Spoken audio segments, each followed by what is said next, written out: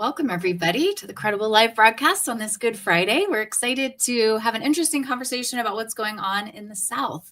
So I want to go ahead and introduce today's guest. We've got someone who is redefining healthcare access in the South, bringing a bold and fresh perspective to the cannabis industry. Judson Hill is the Georgia market president at Fine Fettle, one of the only 6 licensed medical cannabis operators in the state, at least as of the writing of that bio.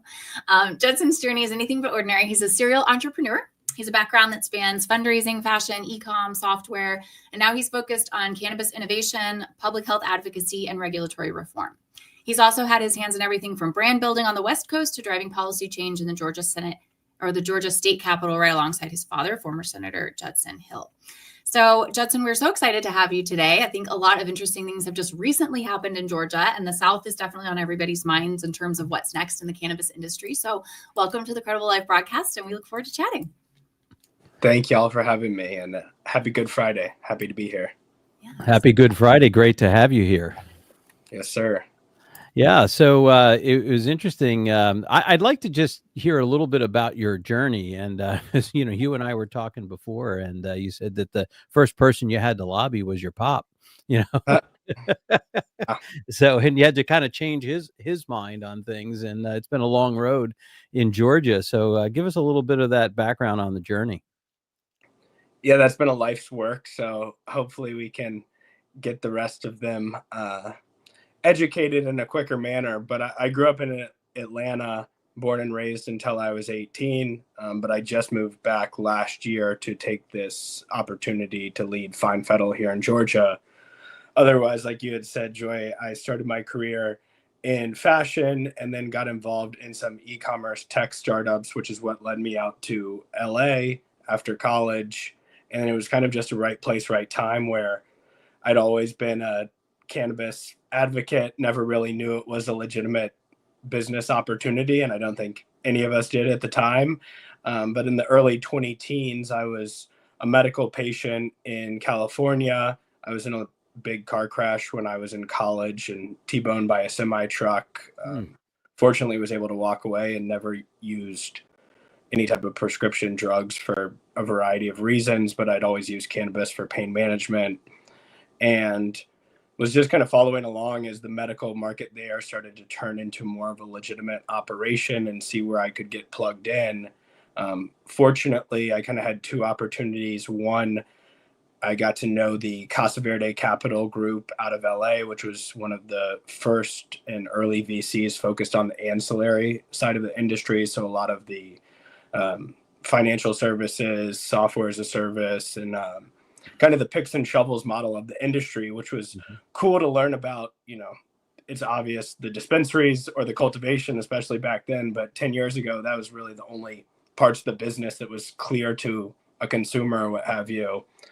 And then also from my fashion and brand background, I got connected with a few folks that were trying to figure out how they took their traditional business of selling cannabis and package that, brand that, and sell that into retail, which is what we were doing for fashion. So it kind of all started clicking of, the supply chain, the brand building, and that was what led me into cannabis in California. Became a partner in one of the first pre-roll brands in the medical market that's still around and in a handful of different states along with Canada. And then also I helped the Casa Verde folks launch 2 of their portfolio companies, one compliance software and one lending services specific to the cannabis industry. Wow, that's really well rounded. That's a great background. So talk to us a little bit about where does the Georgia cannabis program really stand today? What's going on in the state? Because some of our listeners don't understand just how conservative it is down there. So what does it look like in Georgia? Yeah, I mean, that's an interesting thing because I guess parallel to my cannabis career that I just described, this program in Georgia first passed as a bill in 2015. So I've been in the cannabis industry for about 10 years. This program has been around for about 10 years. It was pretty progressive at the time for a Southern state to have, any type of medical cannabis program. But part of the issue is that there hasn't been much evolution or development to it over the past decade, while obviously there's been tons of research that's come along, I mean, at that time, I think maybe Colorado and Washington and Oregon and a handful of states had a program. Now, I think we're at 39 or 40 states with a medical or recreational program. So I think just there's been a lot of both proof of concept with states launching these programs, people finding medicine and healing through them without any of the kind of negative stereotypes of what could have gone wrong, and then the medical research to support it. But yeah, our program is still a low THC oil, to answer your question, and it's a very limited medical program, both in terms of the products that we can offer and what it takes to be a qualifying patient. Specifically being Georgia, unlike really any other state that I know, has a caveat that requires you not only to have the condition, like cancer per se, but also it be severe or end stage, which is pretty inhumane in my opinion. And I think of the patients, where most states it's just, do you have this condition, period? If so, the doctor has the ability to determine if you would benefit from this medicine. And these are some of the things that we're trying to work through at the simplest of just and there goes use for like wellness as well, because if it's really just kind of these very serious things in the end stage, and I know that the current law is probably amongst the most strict in the entire country at this point in time. So because it's really about the THC oil, and with no more than 5% THC, and only sort of, as you said, access to only that narrow set of individuals. So, certainly something has to change, I think, and really to see improved patient outcomes and safety and a wider, usage. Joy, did we have a question from the audience? Yeah, we've actually had a few questions come in already, so I think people are eager to hear Judson's perspective. This is a little bit of a two-parter, so I'll start at Keith's question here at the second part of this chunk you see in front of you. It says, why do you think legislators and their staff, as well as Georgia Department of Agriculture, Georgia Medical Cannabis Commission, aren't reaching out to companies or science researchers who can give them the education on CBD, hemp, and cannabis? He says, I don't see a lot of cannabis science knowledge involved in the Georgia legislative process.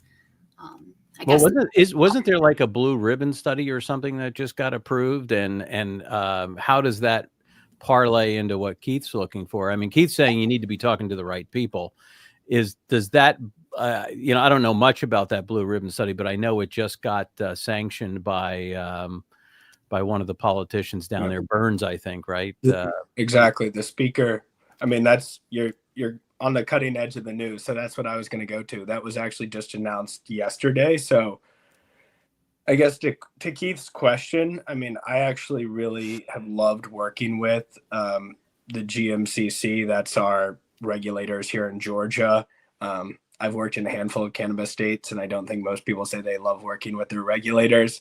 So they have been very supportive of what the patient's needs are. They actually held a patient listening tour last fall that was to go around the state public forum to hear from patients, doctors, etc., of what they liked about the program, what they didn't like, what they needed. And they've been a very valuable resource, but they're really just the regulators of the law. So for everyone's clarity, I mean, they have to work within the laws that are in place.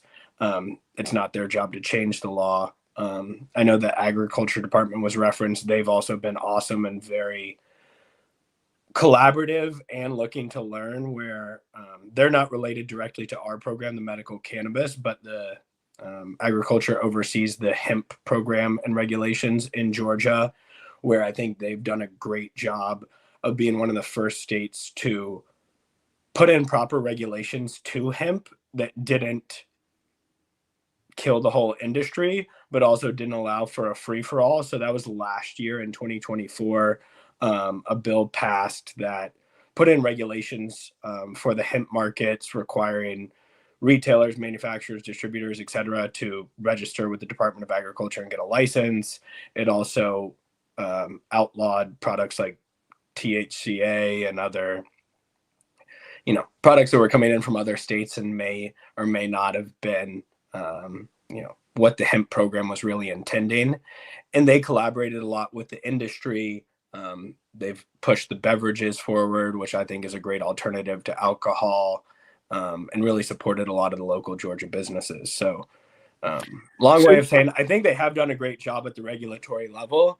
And to your point on the Blue Ribbon Study Committee, I think the speaker has clearly taken it upon himself in the legislature to, prioritize the education of both medical cannabis and hemp. So we're really excited about that study committee and participating in that over the summer so that we can pass some legislation next year that is based on, science and understanding. Well, that's positive momentum. I get, the question is, are they talking to the right people? Right. So I guess part of that study is getting the, a good segment or subsection of the community, from the medical side and the science side of this to help the legislators understand. And it's encouraging to see that step, because I think that's going to provide a foundation for much more informed, consensus-driven policymaking as you move into 2026. So to me, that seems like positive momentum. And Keith's question, or I guess concern, is, are you talking to the right people? Are they going to put the right people on that? So you think they're heading in the right direction to get the right people on that study or that commission?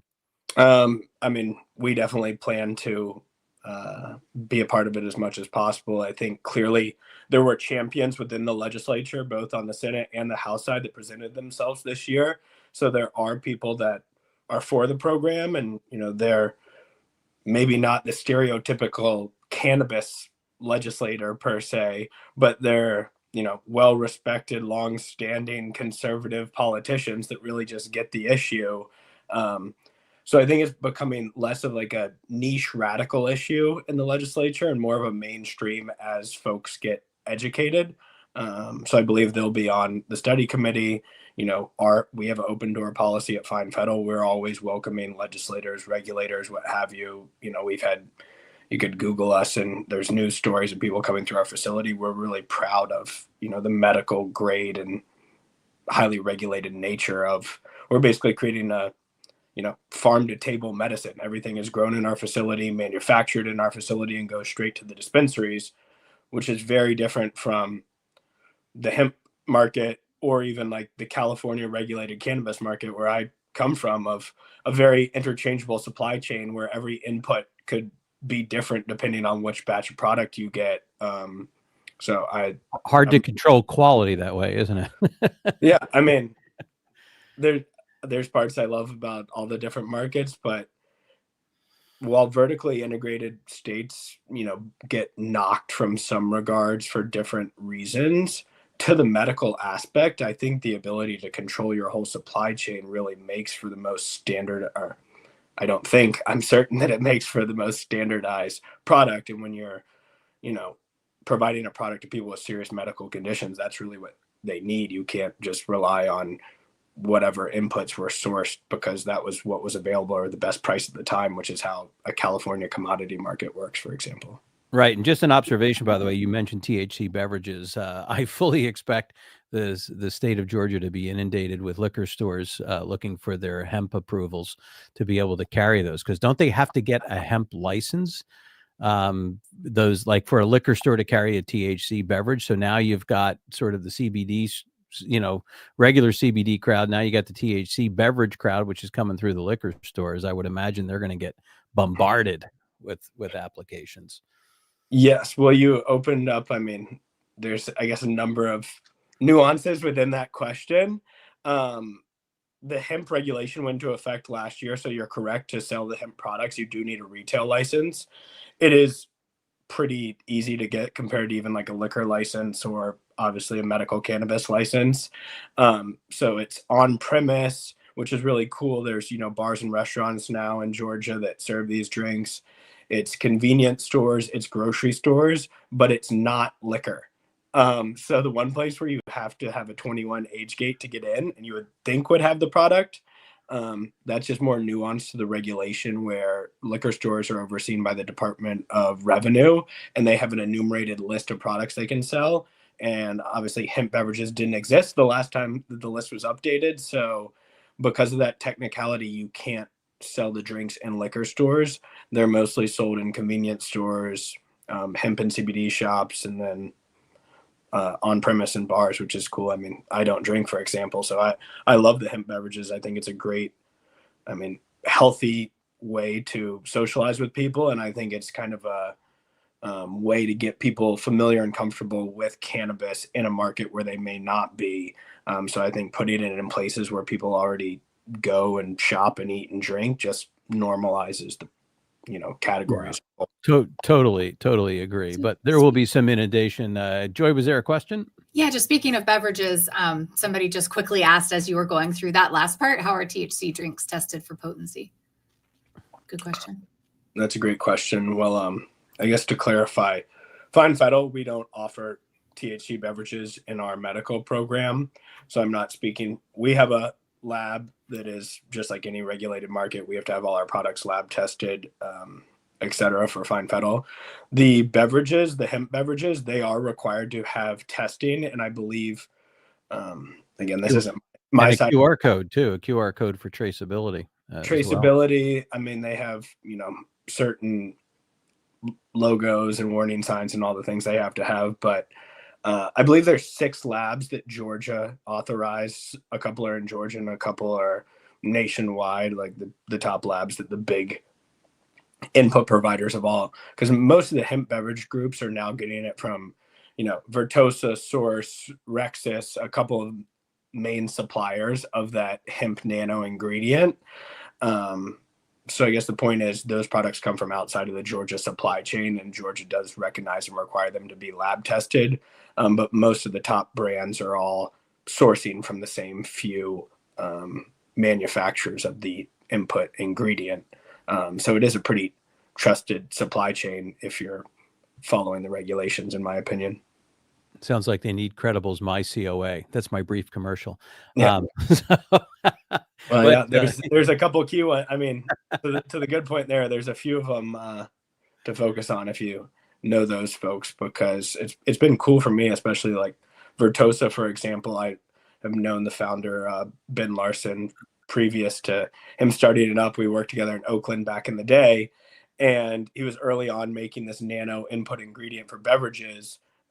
As most people in the regulated market know, beverages, while always exciting, was such a small portion of dispensary sales, like under 1% in most cases. So it was such a slow burn to get started. And then when the hemp beverage opportunity popped up, these people that are making the nano input ingredients business has really exploded, because now you're able to sell to all these different hemp beverages versus just the few people trying to do the THC regulated beverages through dispensaries.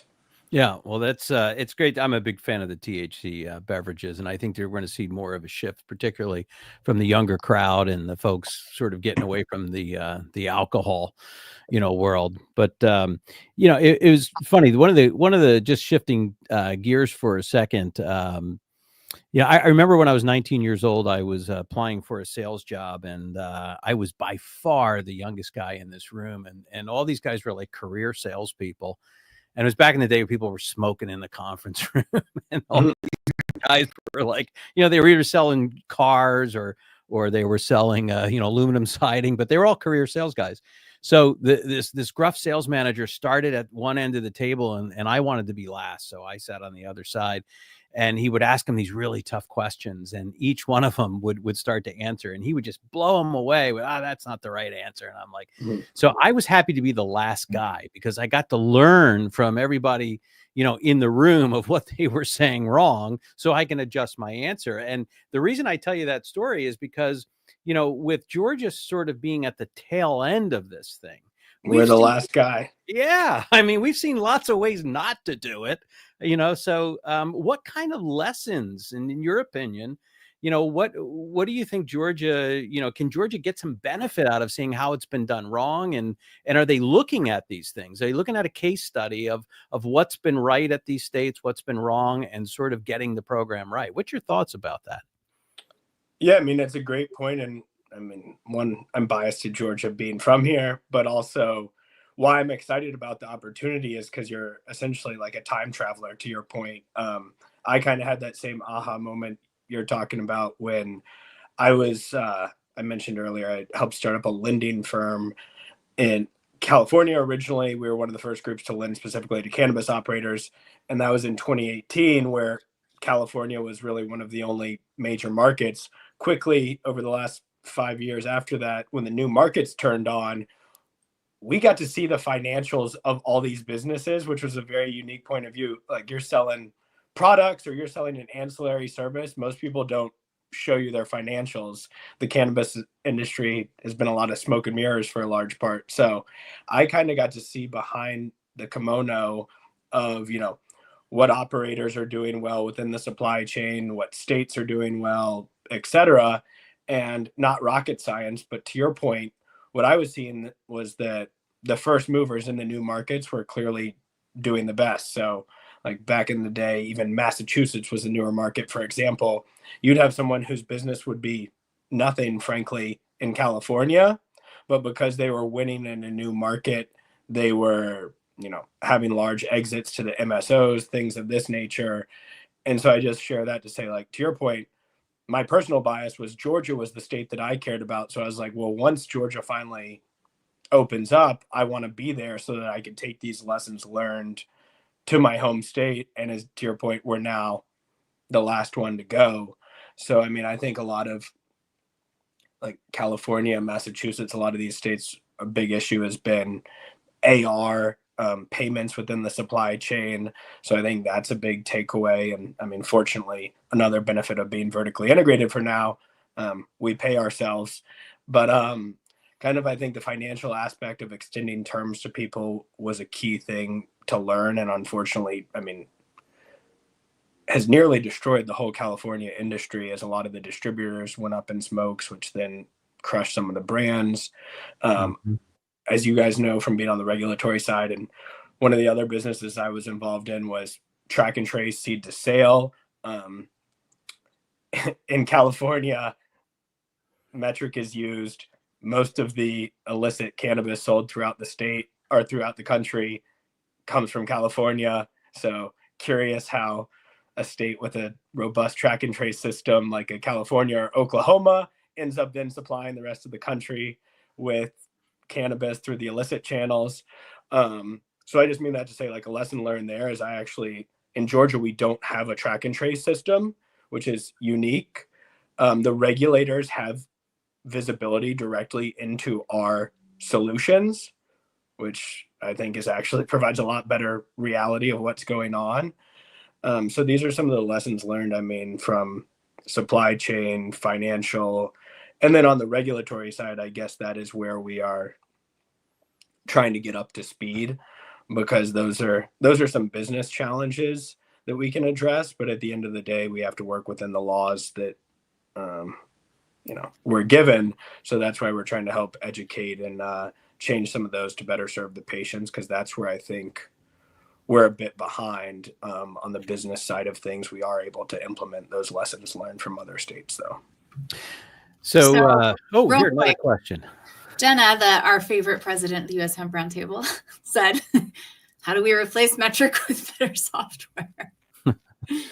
I have some ideas. That may not be answerable in the time we have, but I have a lot of ideas, but I'd love to hear your opinion, Judson. Yeah, I mean, I'd love you're welcome to go first or go after me. I haven't, again, but because Georgia doesn't have metric, I fortunately don't have to interact with it, and I haven't been on the compliance and seed to sale side in a while, but it was a great place for me to enter the industry. I mean, I worked with one of the first seed to sale ERPs back in 2017. So we were really teaching people who historically had tried to keep record of nothing of how to track a plant from barcoding plants out in Humboldt to the finished product that could be, sold at a dispensary in San Diego, and metric hadn't even been implemented. So I guess it's been very hypothetical and kind of a moving target. And there's also, I mean, the reality that it's really a regulatory focused software for the states to buy, but it's not a very operator friendly tool. So my suggestion, I guess, to the question would be, I frankly don't think you need a state mandated track and trace system. I think the systems that have popped up, whether it be a point of sale for a retailer or, seed to sale tracking, groups like Distru, I know, that kind of manage the manufacturing and extraction side of things. I think they provide a lot better tools, tracking, and actually fit into the workflow of the operators. And then you can provide that information to the regulators, and the state mandated systems really have just been more of a money play for those systems to get the state contracts, in my personal opinion or experience. Oh, well, you and I are on the same wavelength here, because it's funny. Somebody, I was at a town hall meeting about 6 months ago, and someone said, "Oh, well, it's all safe. It's all tracked through this seed sale track and trace." And I said, "Yeah, that's how they track where the revenue is. That's how they know how to get paid." So, but it has really nothing to do, mostly with practicality and operations and safety. So my belief is exactly what you're saying, and so I'm a big believer in the API economy, right? And allowing these companies to do business the way they need to do business and the way they need to move the needle. You got to give them that capability. And when you put one of these systems smack dab in the middle of their operation, it mucks things up. And then Yep. you have people misusing those technologies. Like I've seen a lot of people using Metric for literally their inventory management. And that's really not what it's designed to do, right? So, that's one of the things that at Incredible, why we've built all these connectors, and to be able to sort of lock in that data and provide that visibility and meet the operator where they are, but have this requirement where those systems that are being used need to be able to put out a connection through API for a single dashboard, so the state can see what's going on and understand and provide the regulatory and the tracking reporting that's necessary. So I tend to believe with your approach. So we have a whole different approach to this, and helping the regulators, which also includes blockchain and artificial intelligence. But I'll limit the commercial because you're our star today. So I really want to talk about, you talked about, obviously seed sale track and trace is one of those areas that you can do different in Georgia. But, vertical integration, obviously you're a vertically integrated company.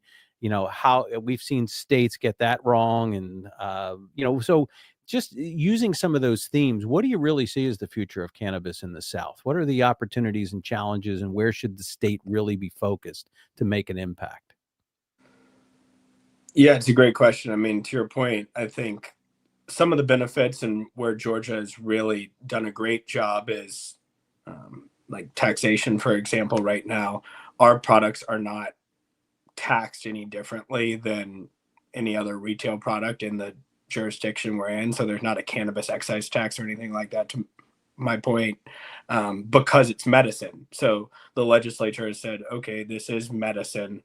We are not going to then tax it as a, sin product, which is what you see in, most of the other recreational states. And I've learned a lot being in a medical only market myself. When we're interacting with the patients, I think the focus, why cannabis was first made legal across the country was for medical benefits, and putting the focus back on the patients is really what, we're about at Fine Fettle, and what the Georgia program needs to be about. To your comment on vertical integration, I actually think that helps address it because of the reasons I mentioned earlier. When you're able to fully control your supply chain, from a business perspective, I love the inter-supply chain transactions of California or Massachusetts, and you can, trade commodities and source from different people. But when your focus, if you take it back to the patient, is on making a consistent, reliable product, you need to have the same inputs every time and have that dialed in. So I think creating a way where you can remain that safety and control of the vertically integrated operators is good for the medical program. I guess to the future and kind of some of the challenges that you asked about, it's like in the South, it's been interesting because these hemp products have been sold for the past 6 or 7 years now since the Farm Bill passed. So you've got a whole part of the country that's really trained more to think of the hemp products, the CBD shops and all, as their place to get cannabis, because that came on earlier and has been more prevalent than the medical operators in many states like Georgia, Alabama. I mean, South Carolina, North Carolina, and Tennessee don't even have medical programs yet, but no surprise, they have more hemp stuff going on than you'll see anywhere else in the country. So I guess how I would see the future is more leaning into the regulated channels to supply that medical grade product, and then allowing these low dose hemp products with proper regulation to be sold as more of, a wellness or alcohol replacement. I mean, in my opinion, I think there's a variety of ways that cannabis can be helpful, not just to the severe and end stage people, like I mentioned earlier. I think there it's absolutely helpful, but I think there's, more just ways to improve your health and lifestyle, and those can be a good entry point by going to a convenience store and getting a hemp beverage rather than getting a fifth of vodka or, a 30 pack of beer or whatever it is. Right.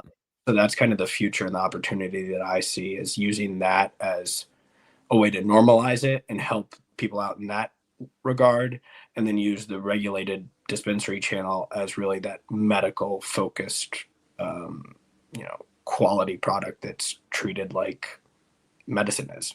Yeah, and hopefully more even on the wellness side, because I mean, I use it for better sleep, and I get a great night's sleep because of, THC with a little CBN and a touch of CBG and CBD, right in that product.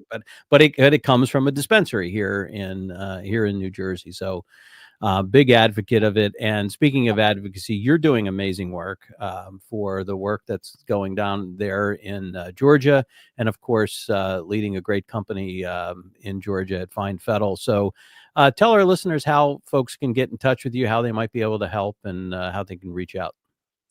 Yeah, well, we're to the advocacy point. We're actually having an event right now at our dispensary in Smyrna, which is in the Atlanta area, focused on our advocacy partners and patient groups.